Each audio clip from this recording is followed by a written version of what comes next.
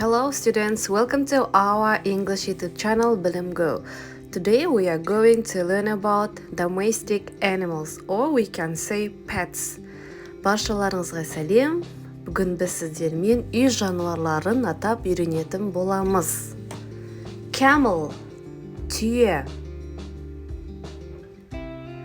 Baby camel, түйенің баласы бота. Cow, сиыр. Calf, бұзау. Horse, жылқы. Donkey, есек.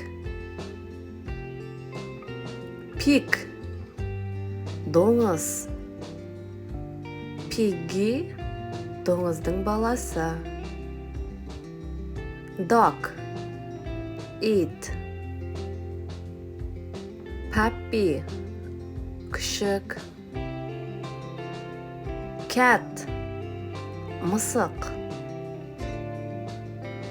Kitty, марғау. Goat, ешкі. Sheep, қой. Lamb, қозы немесе лақ. Parrot, тоты құс. Hen, қораз. Chicken, тауық. Chick, балапан. Bull, өгіз. Duck, үйрек.